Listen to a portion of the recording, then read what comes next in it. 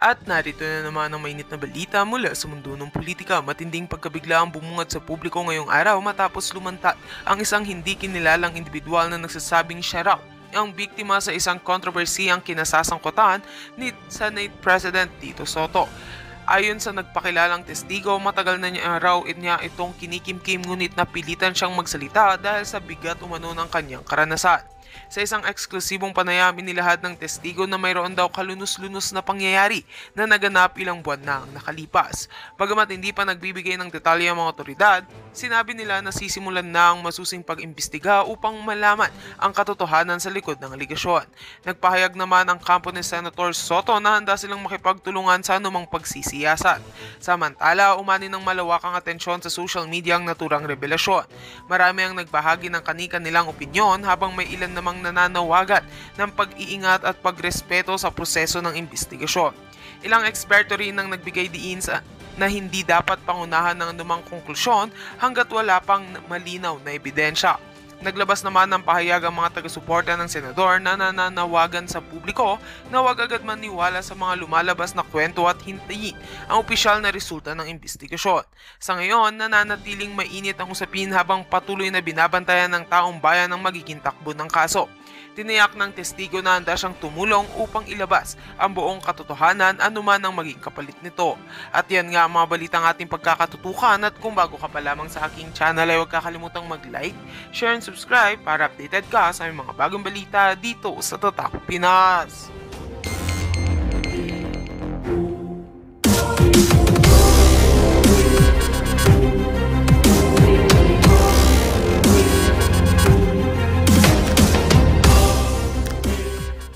Sa lahat, focus muna tayo dahil nade-divert lahat.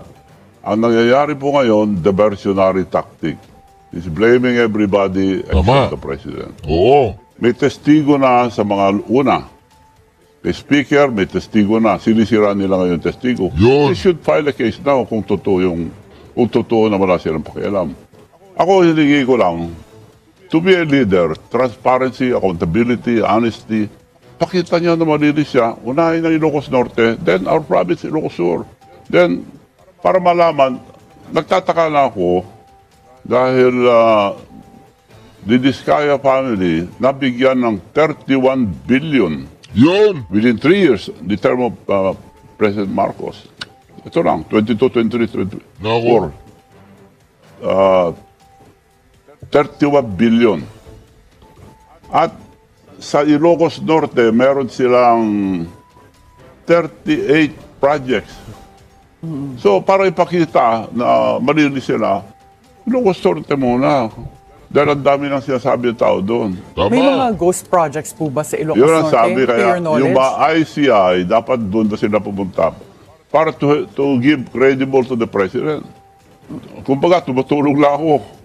O bakit din nila unahin yun para maniwala tayo kay Presidente? Tama. Are you saying na dapat maklear din na walang kinalaman si Congressman Sandro Marcos? Yun nga sinasabi.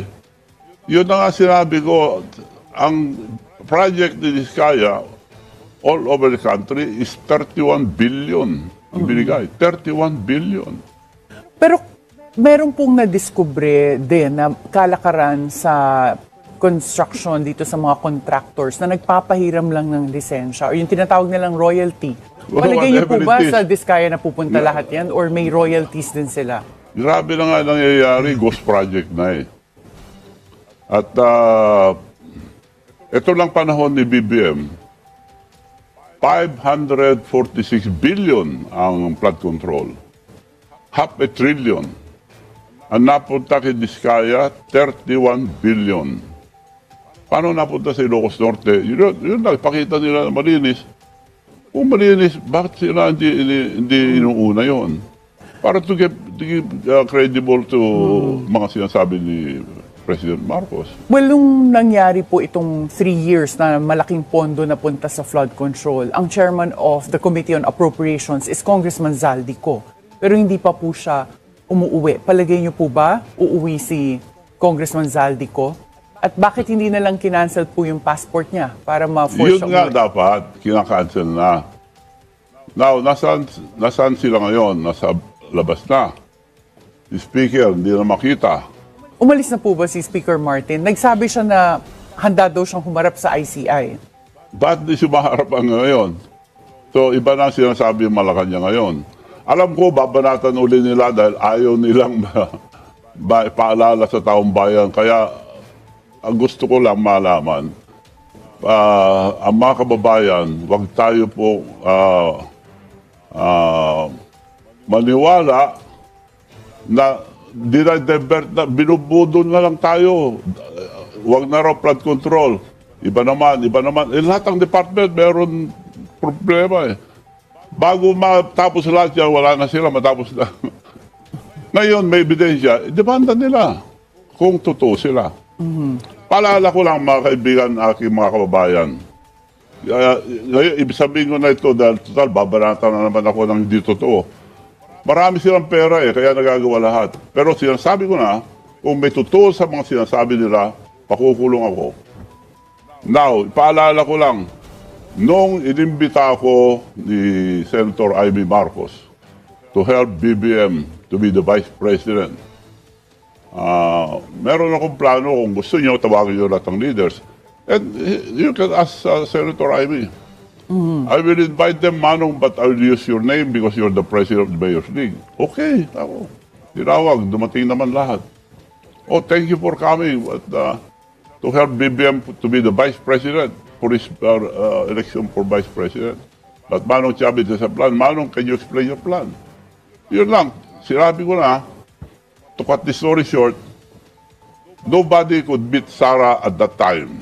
Walang Ito po yung magpapile. nasabi nyo na sa amin na pinagsama nyo Yes. sila eventually. Pero ang plano, huwag tayo mag-file ng vice kung vice ang gusto mo. Yes. Marami kang banat sa'yo dyan, maalala lahat yung mga record nyo ako. President mo na, wala kang makakalaban except Sara. Pag nag-file si Inday Sara, you have to slide down. I have the leverage to talk to Sara to be your vice, ikaw vice president, protected ka Pero na. nung Manong Chavez, nung tumakbo po si President Bongbong Marcos noong 2022, sinabi niyo rin later on na hindi malinaw kung na-clear na ba niya ang connection niya sa kay Janet Napoles. Wala. Bakit niyo po nasabi ito? Hindi, nandito nga eh. Wala. Kaya, nung But you mean hindi when I po decided na-clear? to help them, Yeah. What was the connection you were talking about with respect to Janet Napoles? well, when I decided to help them, akala ko lilinisin na yung pangalan ng tatay nila. Para maalala lang ating kababayan, gusto ko lang ipaalala, dahil siguradong babanatan na naman ako, might as well. Dapat lilinisin ang pangalan ng tatay nila. And you're Nakakaya showing po to ito. us This this record. Guinness World Record gives Guinness Ferdinand Book of Record. Marcos Sr. Ano nakalagay dito? A title for the greatest The robbery greatest of a robbery of government. Nakakaya po ito. Kaya akala ko nililisin na nila. At wag natin kalimutan, naging senador din si BBM, the same, hindi nagbago. He was na-demanda rin ng plunder. Plunder. Ito po yung, file. so this is what you were talking about, na hindi niya pa na-clear niya yung connection niya with Napoles. This was Napoles. back in 2016, nagkaroon ng plunder charges Yes. against Si then Napoles, Senator Bongbong Marcos. si Napoles nakulong na. Si Bongbong wala pa. Ano po nangyari sa kaso na to? Hindi ko na rin maalala kung nagkaroon ng plunder against Yes. Senator Bongbong Marcos. Bongbong Marcos sued for plunder over pork barrel scam. He uses fake organization para mapadala yung 205 million pork barrel. Ano Paalala ko lang ito mga kababayan na hindi na nagbago si BBM. Na ako mga kareaksyon, sinasabi natin, no? Talagang magnanakaw! Magnanakaw! Bongbong mandarambong, barang bongbong mandarambong, bongbong mandarambong! Akala ko lilinisin yung pangalan tatay nila. Hindi, mas malaki pang ginawa. This is the biggest scam. Ghost project na eh. Now, salita, ganito, blaming everybody. Kung wala siyang pakialam, demanda niya yung nandun na. Demanda niya, subukan niya demanda yung pinsan niya. Damay siya. Kaya ayaw galawin. Sa palagay niyo po ba, hindi ever mapapatawag si Speaker Martin sa I don't ICI? think so. Kung sincere sila, patawag nila, pakita nila. Bago nila ako banatan ulit. Palagay niyo po ba, gagawa ng paraan para maibalik dito si Congressman Zaldico? Aabot ba tayo sa punto na makakancel po yung passport niya pag hindi siya kusang bumalik? Dalawang bagay yan. Pinagtago na nila. Kung mahuli man, sasabihin nila sila hero. Pero yun nga eh. Sinasabi siya naglabas dahil may maglalabas na dahil talagang hindi na mapigil. Hindi na mapigil that time. So binensyon niya, flood control, bahiya kayo. Nakalimutan niya kasama. Kasama siya dahil eto, record. Ang flood control, mga kababayan, 546 billion. Half a trillion ng flood control sa panahon lang ni BBM. Ang Ilocos Norte, 10 billion ang flood control nila. Ang napunta kay Diskaya sa Ilocos Norte, 2.7 billion. Yung bagong mayor nila na dapat hindi maging mayor dahil konsel pa lang, contractor na. Pinilit maging mayor, maski na dapat disqualified dahil contractor, meron na project, 6 billion 500 projects niya. Bakit paborito nila itong contractor na ito at si Diskaya? Yun lang gusto kong maklear para maniwala tayo sa kanila. Bakit po hindi niyo ito ibigay sa Blue Ribbon Committee or sa ICI para po maimbestigahan? Sinabi ko, ICI, wag na kayo lumayo. Punta kayo sa Ilocos Norte, then Ilocos Sur, kami lahat imbestigahan nyo. Can you confidently Nagagalit say... sila pag sinabi kong Ilocos Norte. Sa Senate, binensyon lahat yung mga probinsya. Number 30 ang Ilocos Norte. Sila Diskaya, binensyon lahat. 29, 31, 22, 33, wala yung number 30. May nalampasan kayo, sabi sa Senate, hinanap. Wala. Meron pala. Ilocos Norte. Tapos, nagsara na, wala na. Are you saying meron pong effort to cover up when it comes to evidence that might point to the president? Sa Senate, binasa lahat ng probinsya except Ilocos Norte. No. But your son, you have a son po na nasa Congress. Yes. Yeah, sa Ilocos. Can you confidently say na sa son niyo po, sa district niya, walang mga flood control, walang involvement din yung sarili niyo pong anak? Pinaimbestiga ko nga ang aming lalawigan, pinaimbestiga ko. Wala kami flood control. Okay. Maski hindi flood control, imbestigahin nila. We are transparent. Wala kami tinatago. So sa 24 senators po ngayon, sino-sino po sa tingin ninyo ang may kinalaman sa mga flood control and infrastructure corruption? Yun nga ang nangyayari ngayon. Pinag-aaway-aaway ng mga senador, mga congressman, nilalaglag lahat ng mga kasama niya just to save himself. Ang ginagawa ang Malacanang ngayon, diversionary tactic, mga kababayan. Huwag tayo pabudol. By the time matapos lahat yung pinagagawa nila na iba-iba na naman, wala na sila, tatakbo na lang. Focus tayo, may testigo na eh. Demanda nila. Nandiyan na eh. Pero meron na po mga recommendation on cases to be filed. So this would be up to the ombudsman. And ngayon po, kaka-appoint lang ni former DOJ Secretary Boying Remulla as the new ombudsman. Naniniwala po ba kayo na magkakaroon ng mga kaso na padating? Kasi bago siya umupo, sinabi na niya, umunahin niya si Duterte. So may purpose na sila. Sinabi po ba niya yun na Sinabi unahin niya niya. si Duterte? Babalikan niya ang mga kaso ni Duterte. Yun ang unang agenda nila. So, linagay doon para pang sa mga para ma-debate na naman hindi mausay si Marcos, si Duterte masama. Basi masama na si Duterte, ito lang term ni BBM. May nagsabi na kay si Speaker, nadala ang pera doon, nadala sa tabi ng Malacanang, huminto na. wag na muna, wag na lahat. Kung sincere sila para maniwala ang taong bayan, i-demanda nila. Si Saldico, demanda nila. Yun ang dahilan po ng pagre-resign ni Ping Lacson. Para mahinto ang Blue Ribbon. Kaya ayaw niya magsalita eh. Kaya ayaw magsalita ni Ping Lacson nung ini-interview siya. Sabi niya, may sakit ako. Hindi ako magsasalita. Walastik na baliling na to. Yun po ang dahilan kung bakit nag-resign si Ping Lacson. Para matigil ang Blue Ribbon Committee, para ma-delay. Di ba? Hindi siya nag-resign para na, dahilan. Hindi. Nag-resign si Pinky, dahil naduwag, dahil nabading. Bading na bading si Pinky. Ayaw niya. O protector siya ni Bongbong Marcos, tsaka ni Saldico, tsaka ni Martin Romualdez. Di ba, Pinky? Kaya ka nag-resign para ma-delay ang tactic niya eh. Delay ang tactic eh. Ma-divert ang atensyon.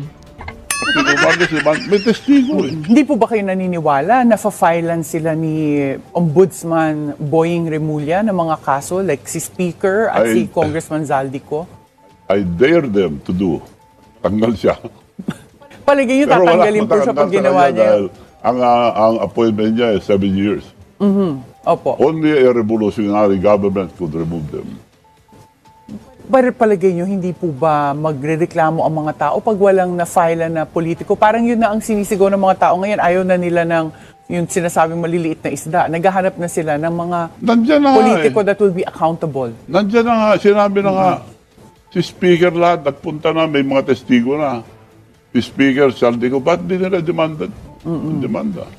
Pinaalis muna. Tapos iba na binibintangan ngayon. Ako, binibintangan ngayon na naman. Kalkalin nila ako, sinasabi ko na, kung meron totoo, pakukulong ako. Ano po ba yung binibintang sa inyo ngayon? Ang dami. Gawa-gawa lang nila. Well, bilang kingmaker, kung sakali man, sino ang 3 tao na susuportahan niyo po sa 2028 elections? But before you answer this question, we'll have to take a short break. At the Forefront, we'll be right back.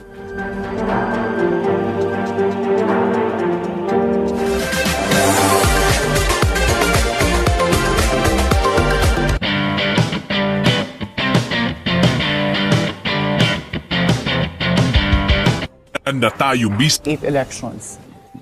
Wala akong nakikita. Ang ano ko, kaya tara nang tutukan ang kanilang desisyon at aksyon. Kasama sina Dexter Ganibe at Meji Cruz. Politico Nightly, Lunes hanggang Biyernes, 9 p.m. sa PNC, The Billionario News Channel. Welcome back at the Forefront. Manong Chavit, bilang kingmaker, kung sakali man, sino po ang 3 taong susuportahan niyo sa 2028 elections? wala akong nakikita. Ang ano ko, revolutionary government muna, but civilian, mamili tayo sa mga Supreme Court justices. Sila mamili. Mamuno muna temporary, then we'll have another election. But wag tanggalin yung mga nakaupo. So ayaw niyo pong umabot sa punto na magpalit na lang ng administration through our electoral process, na magkaroon na lang ng eleksyon sa 2028, na matapos itong termino po ni President Bongbong Marcos? Yun nga, masama ngayon. Bakit natin tatapusin? Nandyan na nga yung testigo na kay Martin. I-file muna nila. Bakit natin papayagan na mga kababayan, wag tayong pabudol uli? Just recently Tatapusin po, na lang niya ang term niya? Hindi. If he's a good president, tapusin niya ngayon yung mga issue. yung mga kaso po na Mga dapat kaso. ma-file. Okay. May testigo na eh. Anong ginagawa? Sinisiraan yung mga testigo ngayon. Sino man magsalita against them, sinisiraan. Noong ang buwan po, the administration urged the DOJ and PNP to examine whether some of your remarks are aligning or can be considered as inciting to sedition. Ano na pong nangyari dito? Meron po bang na-file sa inyo? Ako, I don't mind. Demanda nila ako. Ikulong nila kung gusto nila. Pero sasabihin ko totoo. You're not worried na every time sinasabi niyo po na mag-revolutionary government ay pwede kayong sinasabi ko, the only way kasuhan. to change revolutionary government, magagandang batas natin walang nasusunod. Mag-file ka ng court, aabuti ng siyam-siyam. Meron mga kaso, may naka-parking fee, wala na. Hanggang mamatay yung testigo, hanggang mamatay yung nag-file, wala na. Ang nakukulong, yung mga maliliit na tao. Manong Chavit, Walang kwenta ang mga ano natin because of the implementation. We have good laws, pero implementation, wala. Yun. Manong Chavit, nasabi niyo po dati na si President Bongbong Marcos nagka-Alzheimer, na after niyo siyang tulungan na manalo bilang Pangulo, nakalimutan niya na kayo, nag-Alzheimer. Pero si Senator Amy Marcos po, sinagot niya ito in a different interview at sinabi niya na siya, kinikilala niya yung tulong na naibigay niyo noong 2022. Yun. Gumawa na po ba si Senator Amy ng kahit anong hakbang para personal na makausap po kayo? Well, ang totoo niya, nag-usap kami. Up to now. Recently lang. She cannot deny na siya nag-imbita sa akin to help BBM. Vice President lang gusto ni BBM. So, being the President of Mayor's League, I will invite them, Manong, but I'll use your name. You can ask her. So you're still in touch po ni Senator Amy? Okay Nag-usap kayo? kami 3 days ago, 3 days ago. Yun, nagbalitaan lang, ba't ganito na nangyayari sa ating bansa? Ewan ko ako. Tumulong lang ako, ngayon ako binibintangan. Oo nga, you can ask her. Yeah. Is there truly a rift between Senator Amy and President Bongbong Marcos? Kasi may mga iba, parang hindi makapaniwala na magkapatid and Yes. they don't seem to be aligned politically. So, totoo po ba na meron silang rift or hidwaan? Well, sabi niya mismo na nagpapatakbo na ngayon mga Araneta at sa mga Romualdez, ang gobyerno. By Araneta, ang sinasabi ni Leading Senator the First Amy. Lady. Okay. Yan, sinasabi niya. Hindi ako nagsabi, Opo. Pero sa tingin mo po ba, in control pa si President Bongbong Marcos ngayon sa administration niya? If you're saying that yun nga yung askuting Senator Yes. Amy na iba ang nagpapatakbo.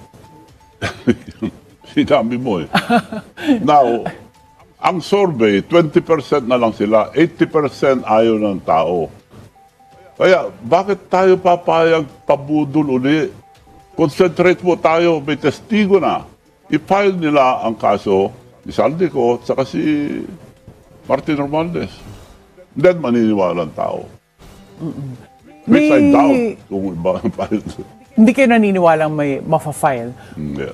May mga nagsasabing ginagamit niyo po itong issue nito para bumalik sa national spotlight or this is personally motivated. Ano po masasabi niyo doon? Wala, ako nag-enjoy lang ng buhay. Paalis-alis lang, palipad-lipad.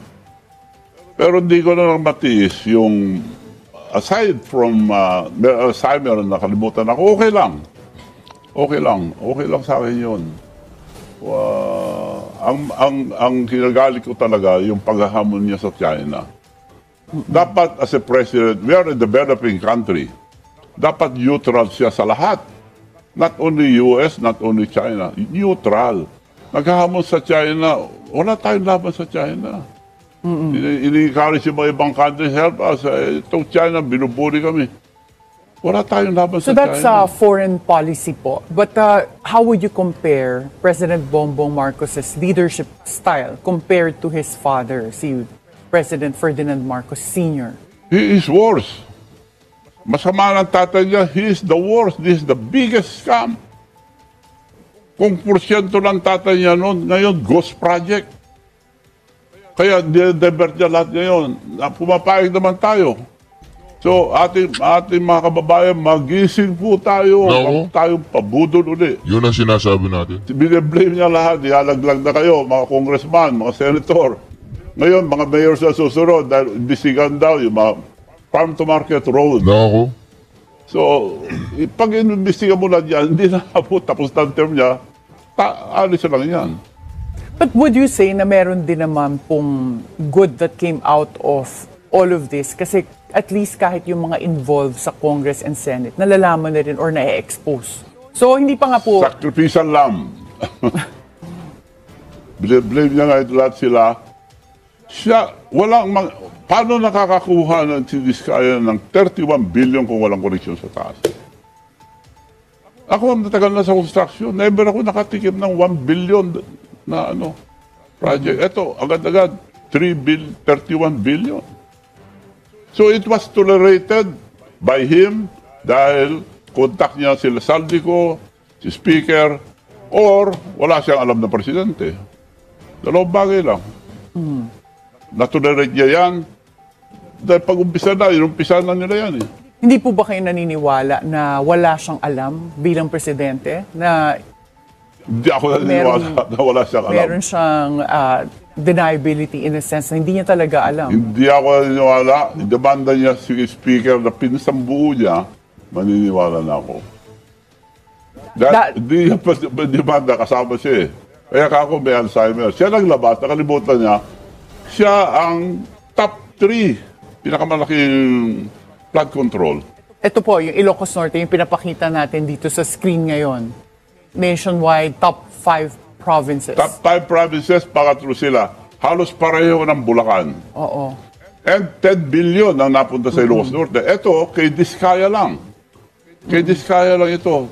Sa Ilocos Norte, 2.7. Flood control po ba to? Flood control. Pero nung nag-report po si President